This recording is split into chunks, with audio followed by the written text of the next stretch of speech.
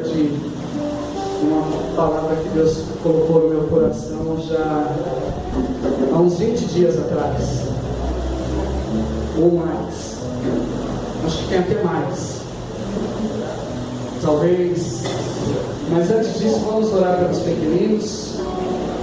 Amado Senhor, nós pedimos a Tua bênção sobre os pequeninos, Senhor Deus, porque dos tais é o reino dos céus.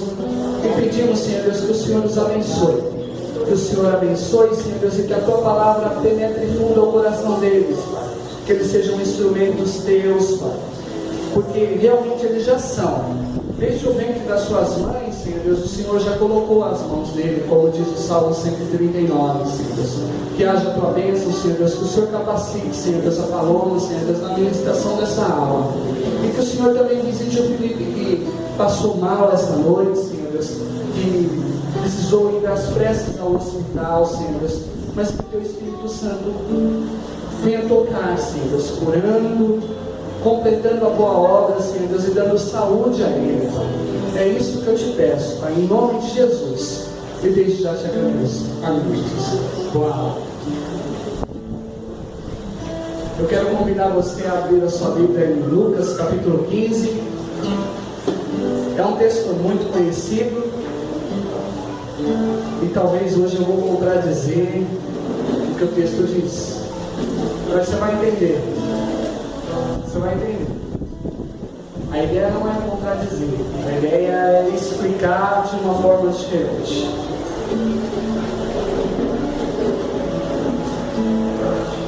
Lucas capítulo 15.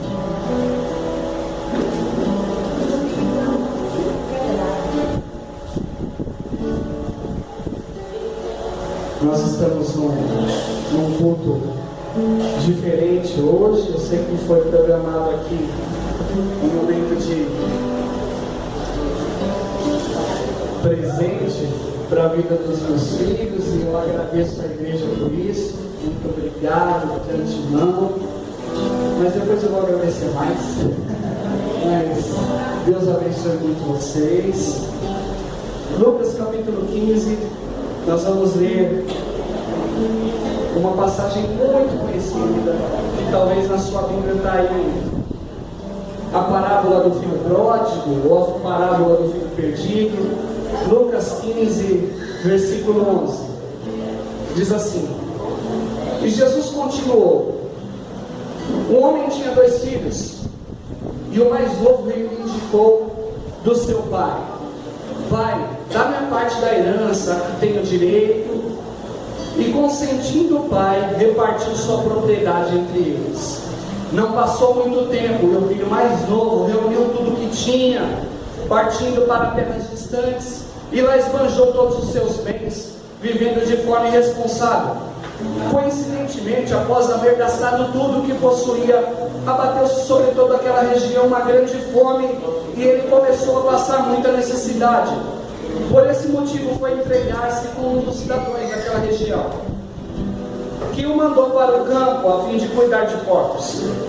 Ali chegou a ter vontade de encher o estômago com as vagens de aquarrobeiras, a quais os porcos eram alimentados. No entanto, ninguém lhe dava absolutamente nada. Foi quando, caindo em si, falou consigo mesmo: Quantos empregados de meu pai têm comida em fartura, e eu aqui estou morrendo de fome. Levantar-me-ei, tomarei o caminho de volta para meu pai, e ao chegar lhe confessarei: Pai, pequei contra o céu e contra ti, não sou digno de ser chamado teu filho. Trata-me como um de seus empregados, um de seus trabalhadores. Logo em seguida levantou-se e saiu em direção ao seu pai. Vinha caminhando ele ainda distante, quando seu pai ouviu, e pleno de compaixão correu ao encontro de seu filho, e muito o abraçou e o beijou. Então o filho lhe declarou: Pequei, pai, pequei contra o céu e contra ti, não sou digno de ser chamado seu filho. Entretanto o pai ordenou aos seus servos: Trazei depressa a melhor roupa, vestiu com distinção, pondo-lhe um anel de autoridade e sandálias do meu filho. Também trazendo o novilho gordo, e preparai, comemos e façamos uma grande festa, regozijemos, nos alegremos, porquanto esse teu filho estava morto e voltou à vida, estava perdido e foi encontrado, e começaram a celebrar o seu regresso. Entretanto, o filho mais velho estava no campo, e quando foi aproximando-se da casa do pai, viu o som de muitas danças. Então chamou um dos servos e lhe indagou sobre o que estava acontecendo. Este informou: teu irmão regressou, e teu pai mandou matar um novilho gordo, porque o recebeu de volta são e salvo. Mas o filho mais velho encheu-se de ira e negou-se a entrar. Então o pai saiu e insistiu com ele. Porém ele replicou ao pai: há tanto tempo tenho trabalhado como um escravo para ti, sem nunca ter desobedecido uma só ordem tua. Contudo, tu nunca me ofereceste nem ao menos um cabrito, para que eu pudesse festejar com os meus amigos. No entanto, chegaste em casa esse teu filho, que pôs fora todos os teus bens com prostitutas, e tu ordenaste matar o novilho gordo para ele. Então lhe arrazoou o pai: meu filho, tu sempre estás comigo, e tudo que eu possuo é igualmente teu. Porém, nós tínhamos que celebrar muito a volta desse teu irmão, e regozijar-nos, porque ele estava morto e reviveu, estava sem esperança, e foi salvo. Amém? Amém. Vou fechar aqui, porque agora os versículos estão todos no computador. Inclusive essa passagem de Lucas 6. Vamos lá. Muito provavelmente você já deve ter visto essa mensagem como o filho perdido, o filho que se perdeu. Mas eu, depois de ler esse texto umas 8 vezes, eu chego à conclusão de que esse texto não tem nada a ver com isso. Esse texto não tem nada a ver com o filho que se perdeu. Esse texto tem tudo a ver com um pai que ama muito cada um dos seus filhos. E em Jesus, você já vai entender por que eu estou falando isso. E eu coloquei até um tema para essa mensagem. Eu geralmente não ponho muito tema, você dificilmente vê eu colocando tema. Mas Deus não tem filho pródigo. E Jesus veio buscar os filhos de Deus perdidos. Não importa onde esses filhos estão. Esse é o tema. Deus não tem filho pródigo.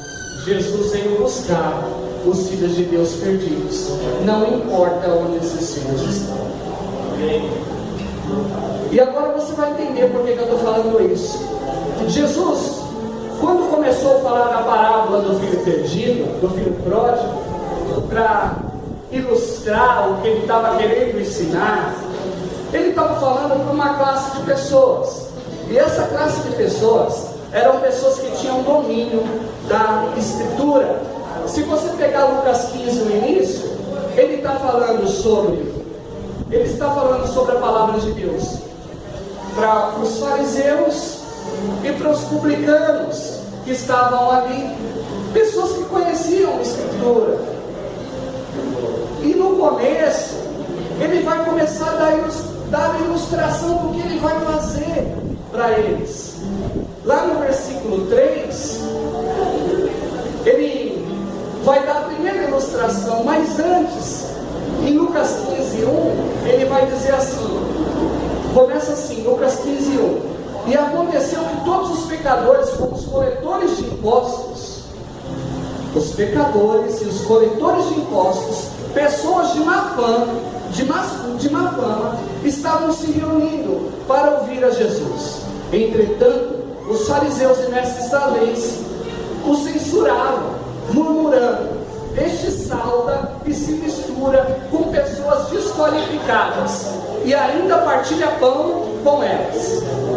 Eles estavam censurando Jesus por Jesus se reunir com pessoas que na visão deles não tinha valor nenhum. E depois Jesus vai dar a ilustração, Jesus vai começar a explicar o que ele está fazendo. Ele vai falar da parábola da ovelha perdida. E aí ele compara Lá no versículo 3 ele diz: foi então que Jesus lhe propôs a seguinte parábola: qual dentre vós é o homem que, possuindo 100 ovelhas e perdendo uma delas, não deixa no campo as 99 e vai em busca das que se extraviou até que a encontre? Assim que a encontra, coloca sobre os ombros, cheio de júbilo, cheio de alegria, e ruma para casa até chegar. Ao chegar, reúne-se com seus amigos e vizinhos e anuncia: alegrai-vos comigo, porque hoje eu encontrei a minha ovelha perdida.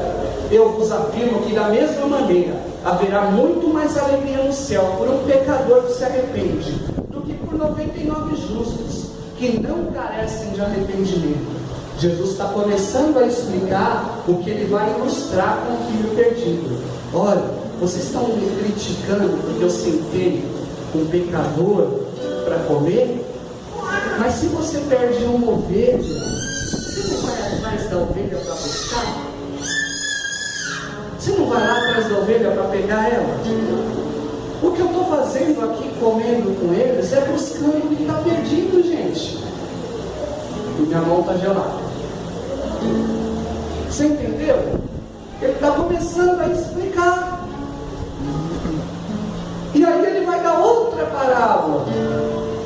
Ele dá a parábola de uma mulher que perde uma dracma. Uma dracma é uma moeda de muito valor. É como se você perdesse 100 reais na sua casa. Você perdeu 100 reais. Você larga para lá? Quando você perde 100 reais na sua casa, você larga para lá? Perdi. Ah, não tem problema, eu perdi. Não, você não larga para lá. E aí Jesus fala lá no versículo 8. Ou ainda, qual é a mulher que, possuindo 10 dracmas e perdendo uma delas, não acende uma candeia, não acende uma luz, e varre a casa e procura diligentemente até encontrá-la? E tendo achado, reúne suas amigas e vizinhas e proclama: alegrai-vos comigo, porque eu achei a dracma perdida. Eu vos asseguro que de igual modo há grande júbilo na presença dos anjos de Deus por um pecador que se arrepende. E aí ele vai para a parábola do filho pródigo. Ele está deixando claro: meu querido, você está incomodado porque eu estou sentando aqui para comer com um pecador? Se você perde uma ovelha, você sai atrás dela. Se você perde um dinheiro, você sai atrás dele. E eu vim buscar e salvar o que estava perdido. Entendeu, irmão?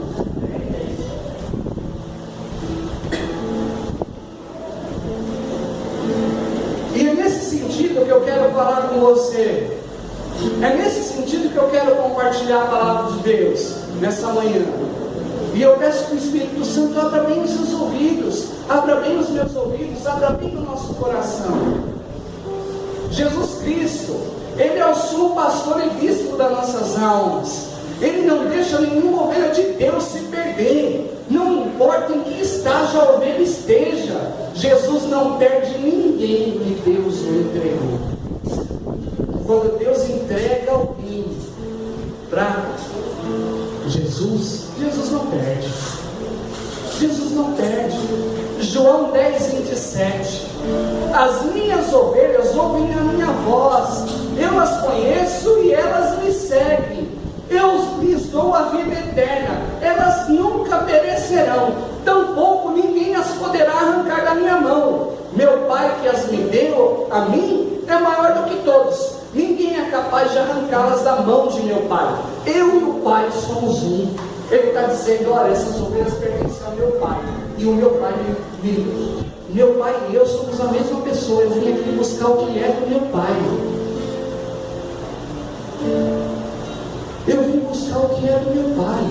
Quando Jesus se deparou com aquela mulher pega em adultério, os homens estavam dizendo: crucifica, mata, apedreja. Eles estavam dizendo: além de Moisés, manda apedrejar, manda apedrejar, manda apedrejar. E Jesus simplesmente agacha, começa a escrever. E imagina que Jesus nem levanta a cabeça para falar nada. Ele está escrevendo e ele só fala assim: olha, quem de vocês não tiver pecado, por favor, pega a primeira pedra e atire nela.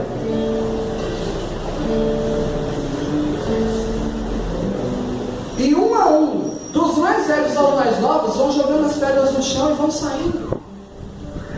E automaticamente fica Jesus e a mulher. E naquele momento, Jesus vira para a mulher, com certeza Jesus estende a mão para ela e a levanta e fala: filha, alguém te acusou de alguma coisa? Alguém te condenou? Ela fala: não, senhor, ninguém me condenou. E ele diz: nem eu te condeno. A única recomendação que eu te dou é: vai e não peca mais. E ela foi e não pecou mais. Jesus veio resgatar pessoas e não importa em que estágio essas pessoas estão. Jesus, nesse texto de Lucas 15, muitas das vezes, em uma leitura rápida, nós temos uma compreensão errada. Nós somos levados a pensar que Deus tem um filho pródigo somente. Mas Deus tem um filho que se perdeu. Deus tem um filho que se perdeu. E nós somos tomados por esse assunto: um filho perdido de Deus, um filho perdido de Deus, um filho perdido de Deus. Mas o assunto central do capítulo 15 é o retorno desse filho.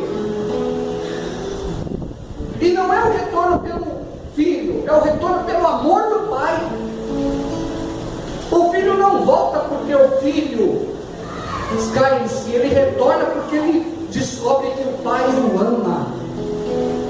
Quando ele cai em si, ele fala: puxa, meu pai me ama. Quando ele está lá no meio dos corpos, ele fala: pô, eu estou aqui passando necessidade, e os empregados do meu pai têm comida em fartura. Os empregados, eu sou filho do meu pai, os empregados do meu pai têm comida em fartura. Meu pai trata bem o empregado. Imagina o que ele faz com o filho. O que Jesus realmente está dizendo no texto de Lucas 15 é que ele ama demais o ser humano, a despeito da situação em que o ser humano possa estar. E é sobre isso que eu quero falar hoje com você, sobre esse amor incondicional de Deus por seus filhos, independente da condição de seus filhos.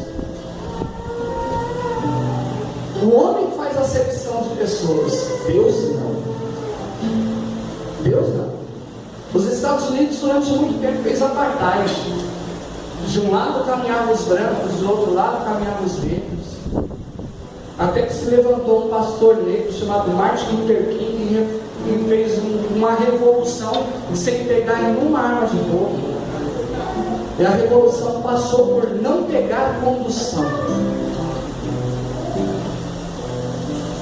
Ele tinha uma igreja, e dentro daquela igreja ele começou a revolucionar o país.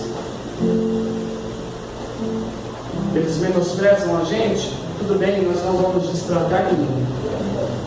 Só que os negros não podiam sentar nos bancos, então vamos a pé ao nosso trabalho. E os negros começaram a sair. Por quê? Porque havia diferenças entre as pessoas. E Deus não é Deus de diferença, Deus é Deus de unidade. É o que eu falo para vocês quase todo domingo. É Pai nosso, é pão nosso. Não tem espaço para individualismo em Jesus. Não existe nenhum espaço para individualismo em Jesus. E se a gente quer ter uma vida individualista, nós não podemos servir a Jesus. Nós temos que servir qualquer outra coisa, não a Jesus.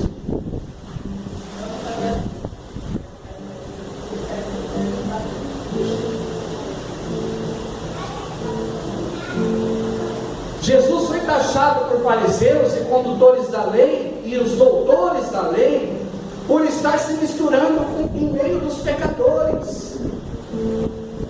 E eles dizem lá no versículo 1 e 2: olha, Jesus está ali sentado com eles. Como que pode esse Jesus sentar com um pecador?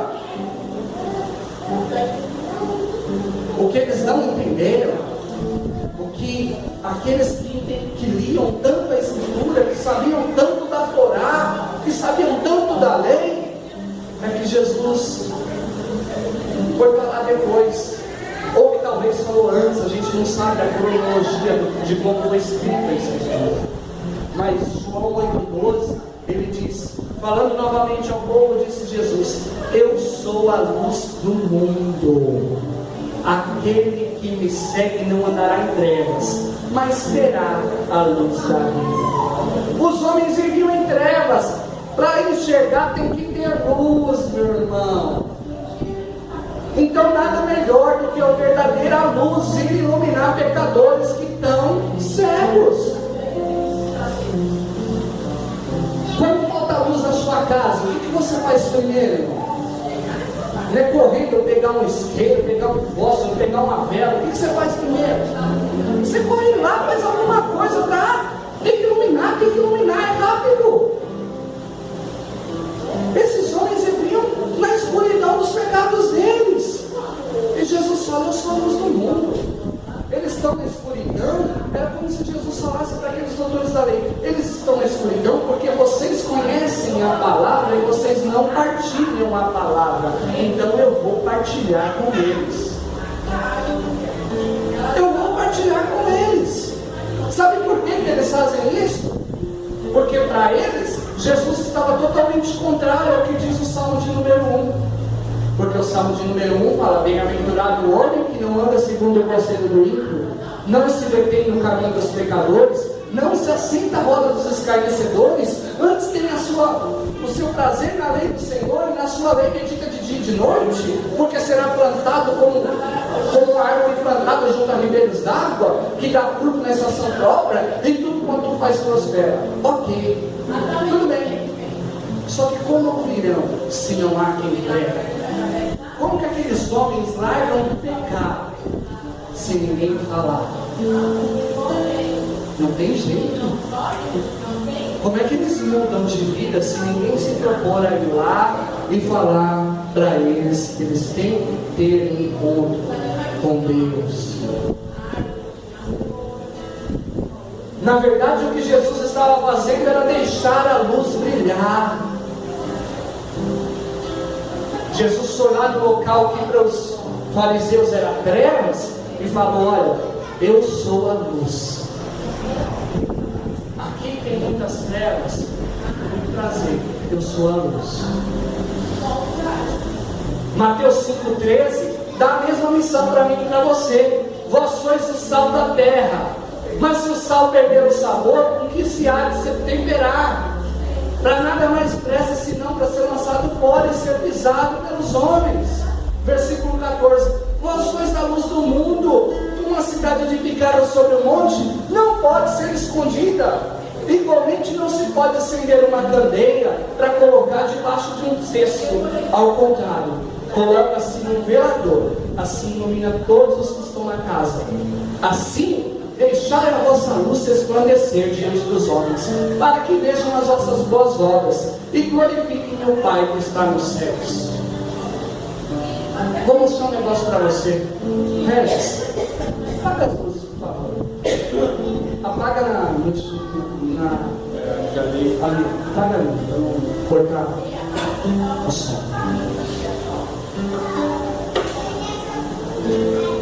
Observa como vai diminuir a iluminação aqui, tá?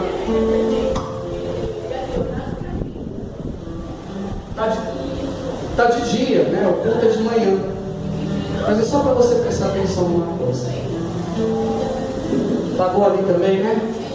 Caiu, né? Caiu a energia, né? Fica mais escuro.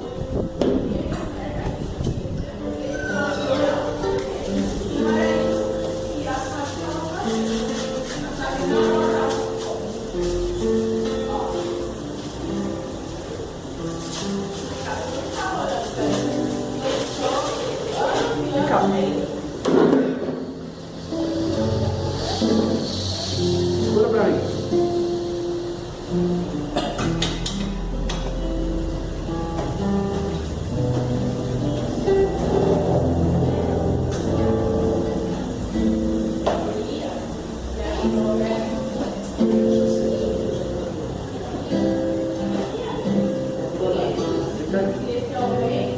Está escuro.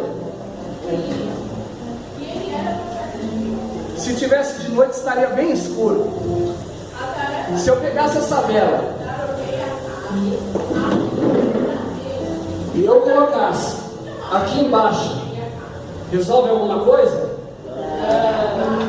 Mas se eu pegasse essa vela e colocasse aqui em cima, faria alguma diferença?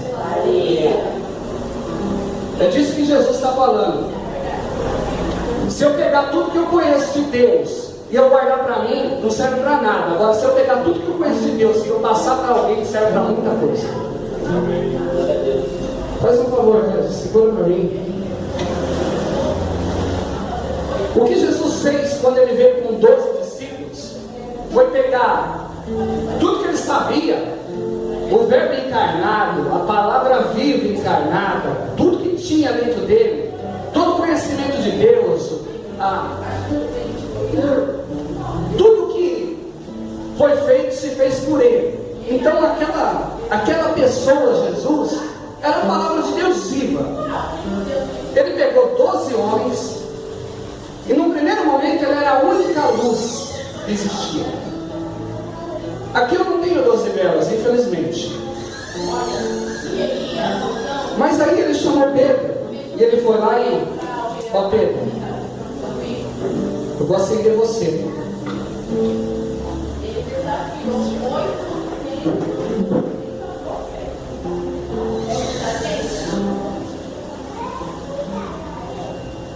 Depois ele foi e acendeu Tiago.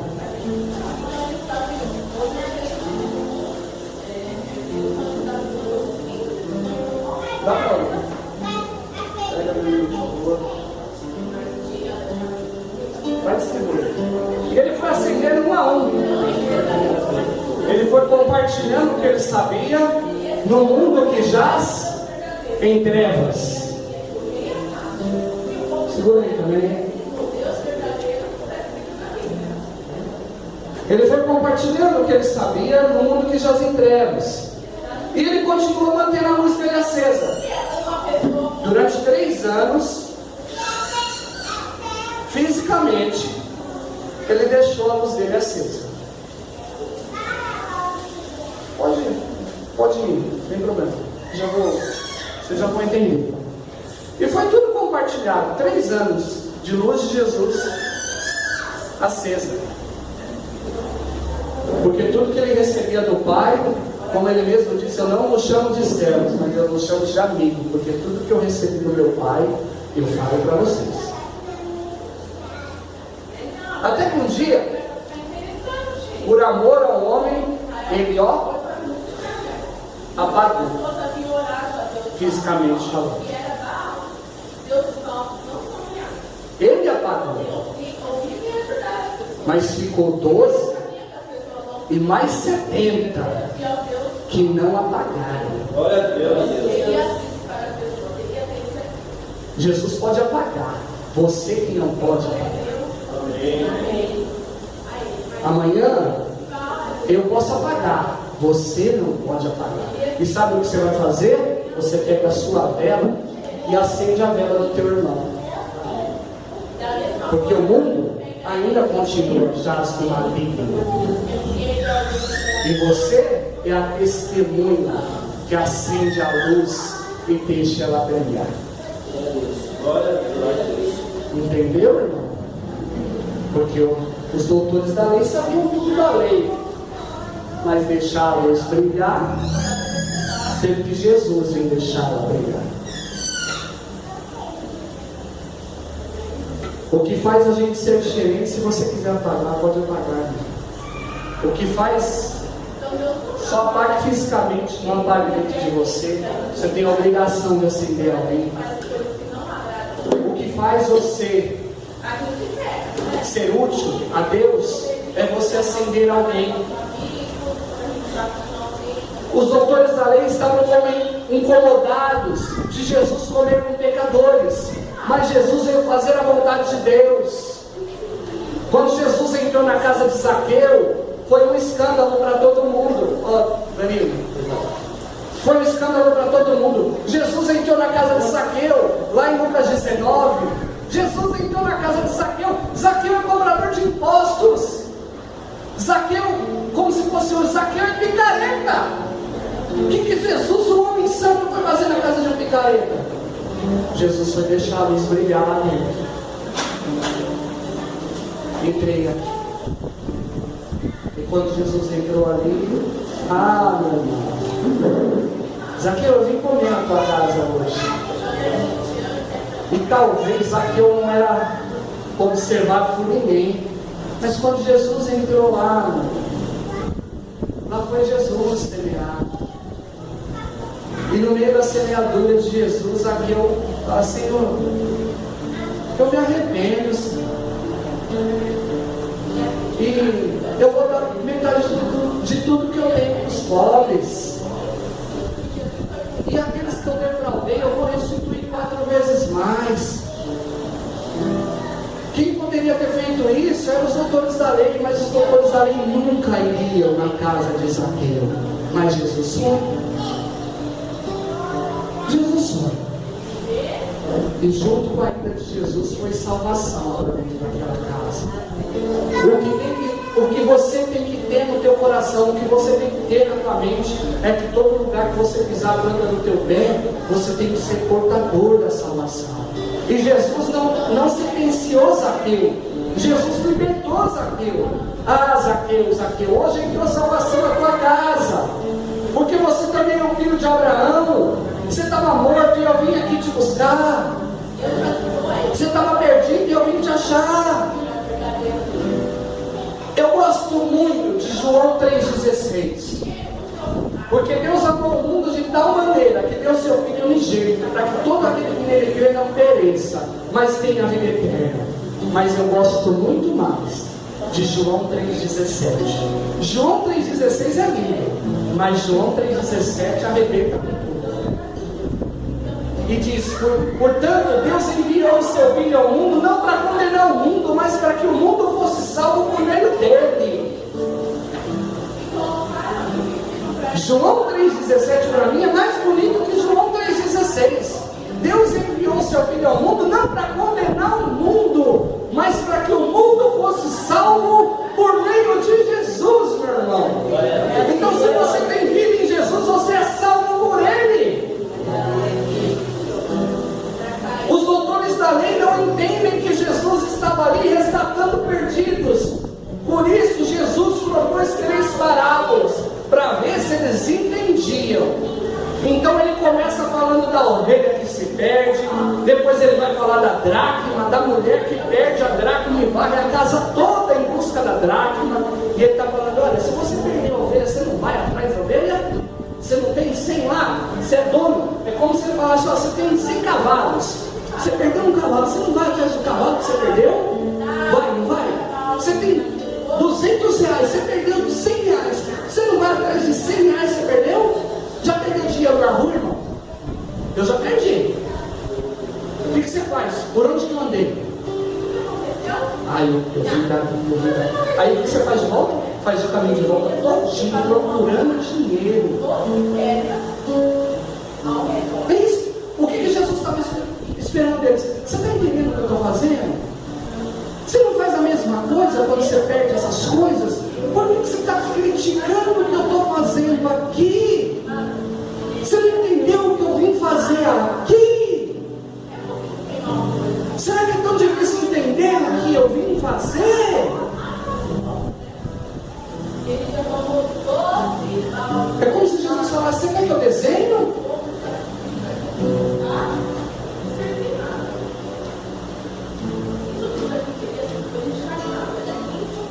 E aí ele diz: quando o pastor vai lá e acha a ovelha que se perdeu, ele se alegra. Quando a dona de casa acha a dracma perdida, eles também fazem festa, comemoram com seus amigos, porque se alegraram de encontrar o que se havia perdido. Mas os doutores da lei não entendem, todos sem exceção, não entendem. E sabe o que eu penso, meu irmão? Eles são doutores da lei, mas eles não têm a escritura dentro deles. Sabe por quê?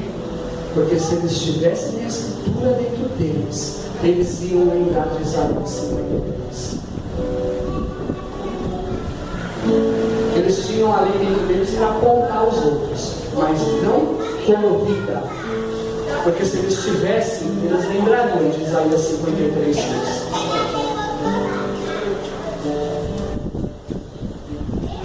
Porque Isaías 53, versículo 5 diz assim: de fato ele foi transpassado por causa das nossas próprias culpas e transgressões, foi esmagado por causa das nossas iniquidades.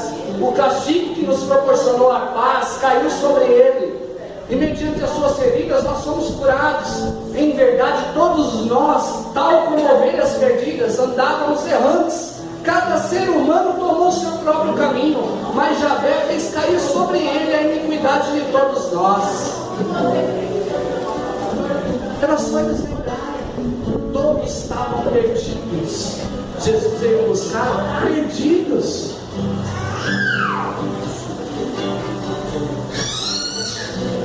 Todos desgarrados. Todos desgarrados. Então o bom pastor veio apacentar as ovelhas. Muito se fala de João 10. O bom pastor, o bom pastor. Sabe quem que é o bom pastor, irmão? O bom pastor é Jesus. É Deus. As pessoas atribuem João 10 a um pastor de carne e osso, eu e você. Não, o bom pastor que está relatado lá chama-se Jesus Cristo, porque todos nós aqui somos ovelhas do sumo pastor. Todos, sem exceção. Jesus estava ali no meio daqueles homens que necessitavam de salvação, servindo a eles a oportunidade de salvação que antes daquele momento nunca tinha sido dada. Nunca tinha sido dada. Jesus estava dizendo com as parábolas que a mulher vai à casa para procurar a dracma, que o dono da ovelha perde a ovelha, ele procura para achá-la, até achar que se perdeu. Ele está dizendo: olha, eu estou no meio desses homens porque eles estão perdidos.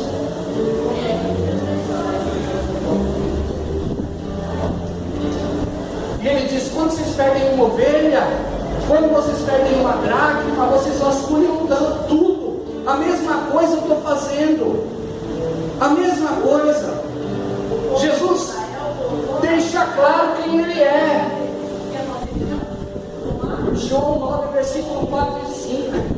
Eu devo fazer as obras daquele que me enviou enquanto é dia. A noite vem quando ninguém pode trabalhar. Durante o tempo em que estiver no mundo, eu sou a luz do mundo. Eles estão em trevas, eu tenho que brilhar sem parar. Sou a luz do mundo, eu tenho que brilhar sem parar. E a mesma coisa é você, tem que brilhar sem parar, irmão. É verdade que esse mundo é mau e vai tentar de tudo fazer você apagar. O mundo vai tentar fazer você apagar. E vai usar de todas as formas para que você apague.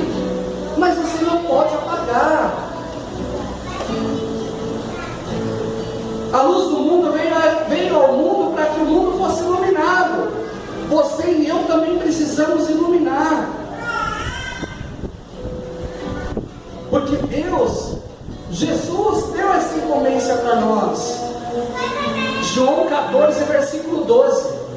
Eu em verdade vos asseguro que aquele que crê em mim fará também as obras que eu faço, e outras maiores fará, pois eu vou para o Pai. Assim seja o que for que vos pedirdes em meu nome, eu farei, a fim de que o Pai seja glorificado no Filho. Se vós pedirdes algo em meu nome, eu farei. Jesus está falando: olha, eu faço muitas obras, e vocês também façam.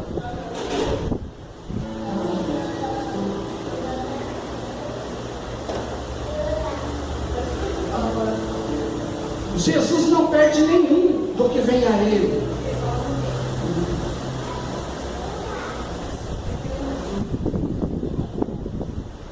Jesus não perde nenhum do que vem a Ele. Nenhum. Todo aquele que o Pai me der, vem a mim. E quem vem a mim, de maneira nenhuma eu excluirei. De maneira nenhuma eu excluirei. Se você vier, Jesus te acolhe. E Jesus veio para fazer com que você se achegue. Eu desci do céu não para fazer a minha própria vontade, mas a vontade daquele que me enviou. E a vontade do Pai, a qual me enviou, é que não se perca nenhum de todos o que Ele me deu, mas que eu ressuscite no último dia. Ele não vai deixar ninguém se perder. Por isso que Ele não tem filho pródigo. Ele não vai deixar, não vai perder ninguém. Eu não tenho filho pródigo. Não tenho filho pródigo.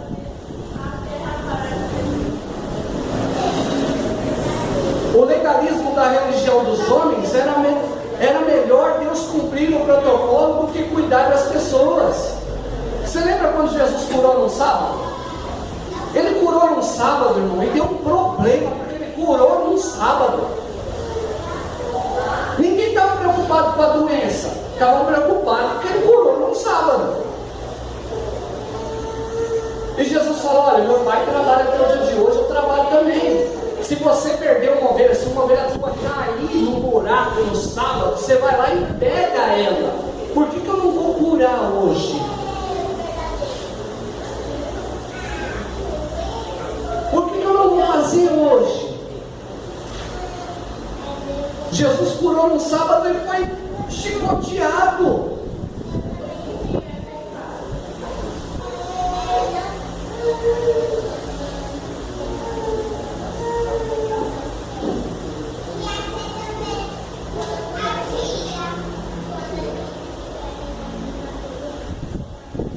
Por fim, eu já estou chegando mais para o final da mensagem.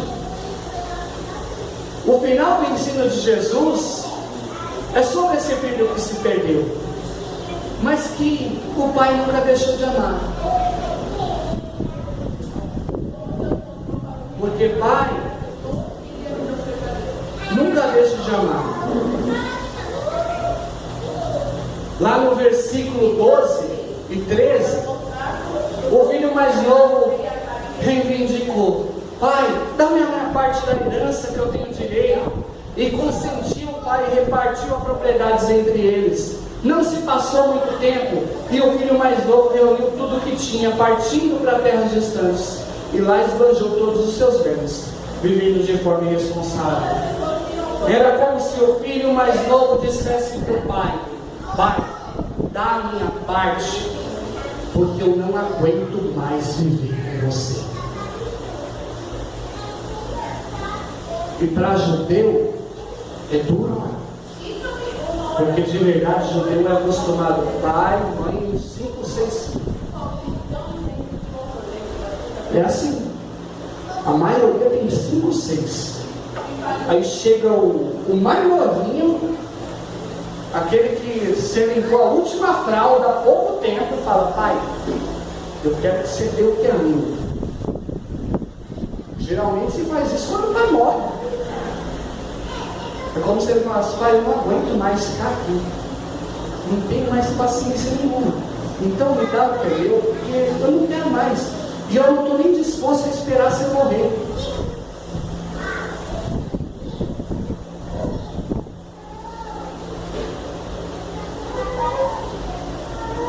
E o filho mais novo sai da casa do pai achando que sabe tudo, e que vai ver o mundo longe da presença daquele que o ama, e que tudo vai correr às mil maravilhas. Porque às vezes é assim: ah, eu sei cuidar do meu nariz, vai tudo correr como eu sei que vai correr.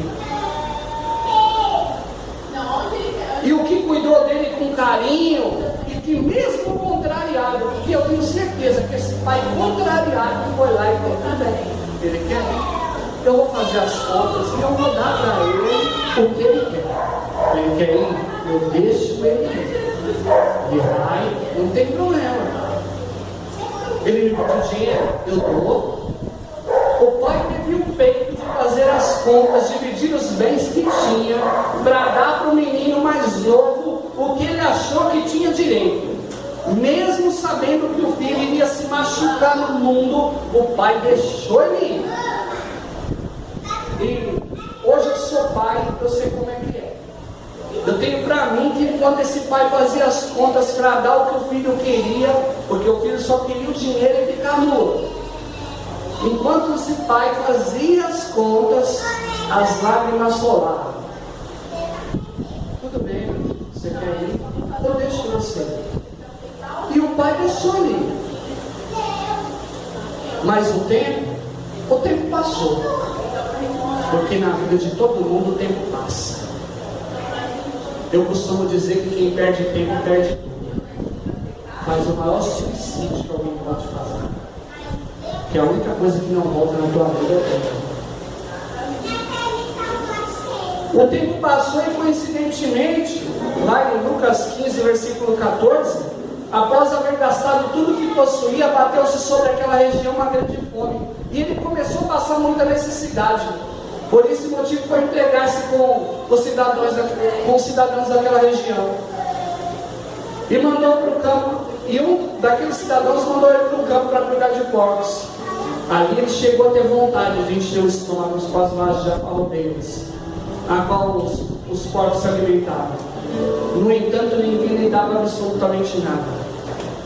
Foi lá, na lama, que ele caiu em si e lembrou: poxa, meu pai tem empregados, meu pai tem comida em fartura, e eu aqui estou morrendo de fome. Então lá ele se lembra: larguei meu velho para trás, larguei o acabadinho lá atrás. Meu pai já está surrado pelo tempo, e eu larguei ele lá atrás. E lá no versículo 18 ele fala: levantar-me-ei, tomarei o caminho de volta para a casa do meu pai, e ao chegar me confessarei: Pai, eu pequei contra o céu e contra ti, eu não sou digno de ser chamado teu filho, trata-me como um dos teus trabalhadores. E logo em seguida levantou-se e saiu em direção do seu pai, e vinha caminhando ainda distante. E talvez ele não tivesse essa dimensão do que ia acontecer. Quando seu pai ouviu, o pai, pleno de compaixão, correu ao encontro do filho e muito abraçou e beijou.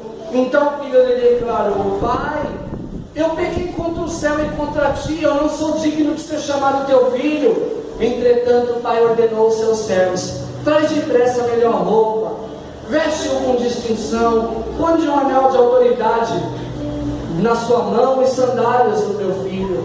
Também trazei um novilho gordo e preparai. Comamos e passamos uma grande festa, regozijemos, porque esse meu filho estava morto e voltou à vida, estava perdido e foi encontrado. E começaram a festejar o seu regresso.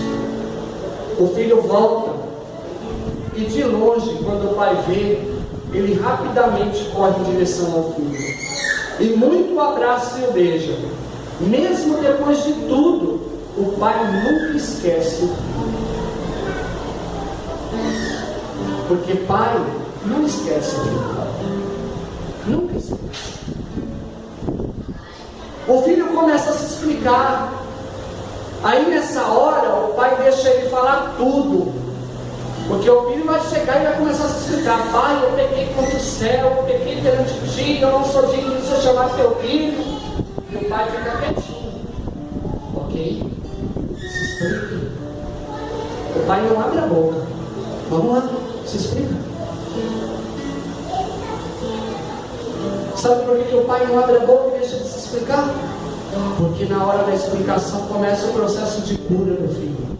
Você tem que falar, você tem que se acertar, então se explica. Reconhece o erro. O pai não interrompe em nenhum momento o filho se explicando. Permite que ele bata no peito.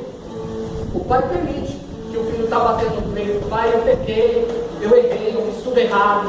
O pai permite. Vai lá, filho. Agora você é homem. Agora você está mostrando para mim que você é homem. Você bate no peito e assume suas culpas. Quando você pediu a herança para mim, você era um moleque. Hoje você está mostrando para mim que você é homem. Bateu no peito. Então vamos lá. Corrige.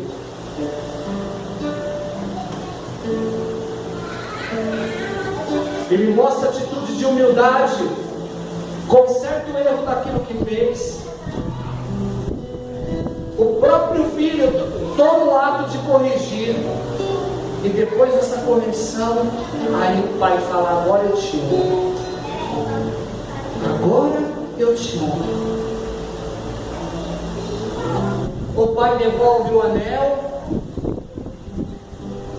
Você estava sem autoridade no mundo, agora eu vou te dar o anel que te devolve a autoridade. A autoridade que representava que aquele filho era dono de todas as terras que o pai tinha.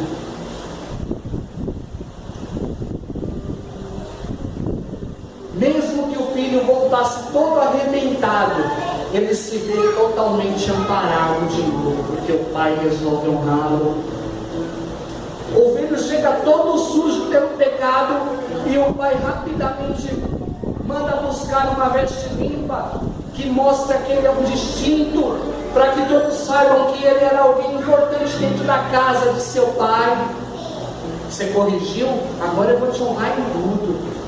Anelzinho no dedo, roupa limpa, roupa bonita. É como o Jacó fazia com José, para tudo intercalar, para todo mundo saber que isso é importante. É de cor diferente, para todo mundo saber que você não é qualquer um.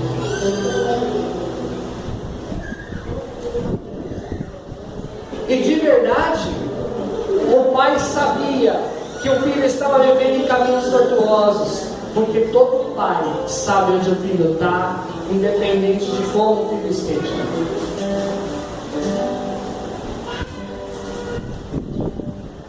O filho não estava, para os filhos, a vida não estava sendo fácil, porque o pai sabe das coisas. E vez ou outra, ele sempre recebia as notícias de seu filho e sabia que seu filho estava arrebentado. Ou você acha que o pai não sabe? Pai sabe, pai sabe, pai sempre sabe. Meu filho não está diante dos meus olhos, mas eu sei como eu vou colocar. Eu sei como eu vou. O filho chega descalço, e esse descalço tem a ver com os caminhos errados que ele andava. Mas quando ele volta, ele fala para o filho: filho, você está descalço porque o inimigo te escravizou, mas eu sou teu pai e eu não vou deixar você perecer na escravidão não. Coloca o calçado nos pés do meu filho amado, porque ele vai andar no meu caminho novamente. Ele vai viver e vai comer da minha mesa, e debaixo dos meus olhos eu vou ajudar ele a caminhar. Ele andou em caminho errado, mas agora ele vai andar comigo de novo. É como se dissesse o Salmo 119, 105. A tua palavra é lâmpada que ilumina os meus passos, é luz que ilumina o meu caminho. Filho, agora você vai andar nos meus ensinos, você vai seguir o que eu estou te falando. Lá atrás você não quis, hoje você vai querer, e você vai ver que tua vida vai para frente. Faça o que eu estou te dizendo, sua vida vai para frente. E hoje, meu irmão, Deus faz isso com você. Não importa em que situação você esteja.